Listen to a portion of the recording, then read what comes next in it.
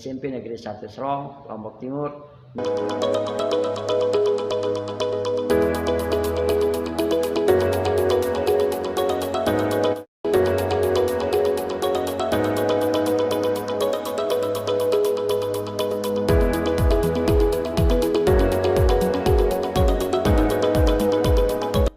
Sekolah dapat diibaratkan sebagai sebuah ekosistem, sehingga setiap sekolah pasti memiliki faktor abiotik dan biotik.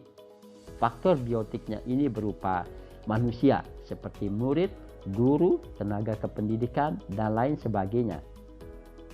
Sedangkan faktor biotiknya dapat berupa fasilitas, lingkungan, finansial, dan lain sebagainya.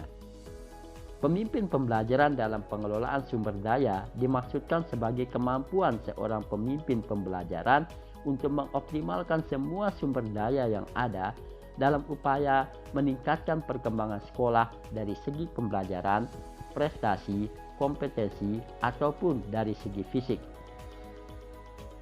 Pendekatan berbasis kekuatan dapat dilakukan dengan menggunakan pendekatan berbasis aset. Pendekatan berbasis aset ini memandang suatu topik sebagai suatu potensi yang dapat dikembangkan dengan memaksimalkan semua aset yang ada. Kalimat yang dapat digunakan antara lain, bagaimana cara meningkatkan prestasi murid agar semakin maju? Atau apalagi yang dapat dimaksimalkan untuk melakukan pengembangan sekolah? Atau bisa juga pertanyaan, bagaimana melakukan pencapaian yang semakin baik dari sebelumnya? Pengelolaan sumber daya ini dapat dilakukan dengan memanfaatkan semua aset atau semua modal yang tersedia. Modal atau aset ini dapat berupa modal manusia, modal sosial, modal fisik, modal lingkungan, modal finansial, modal politik, modal agama dan budaya.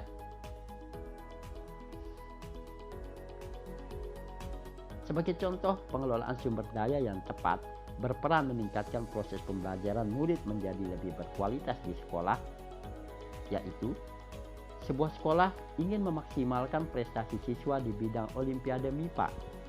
Seorang pemimpin pembelajaran dapat memaksimalkan aset yang berupa modal sosial.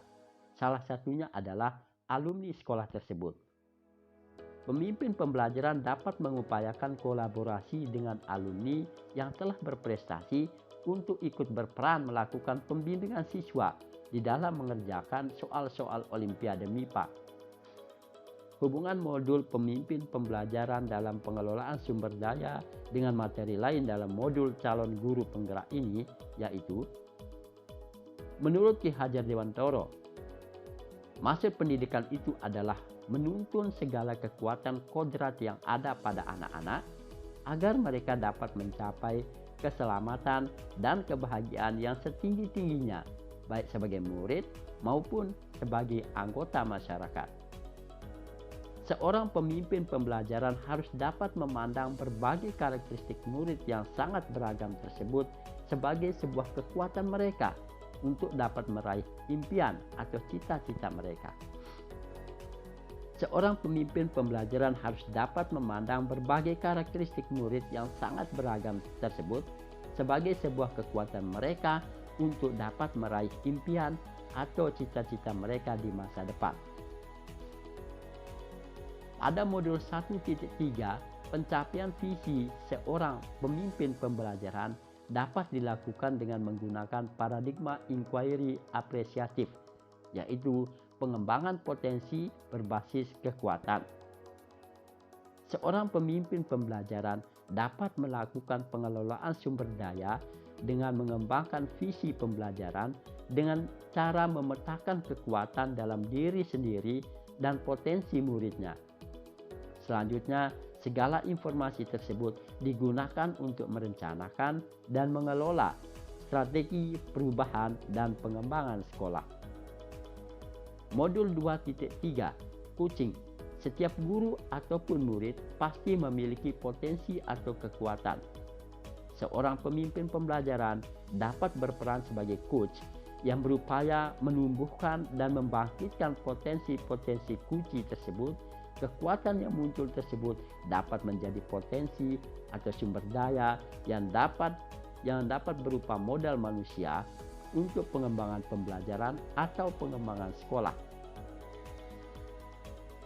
Modul 3.1, pengambilan keputusan sebagai pemimpin pembelajaran.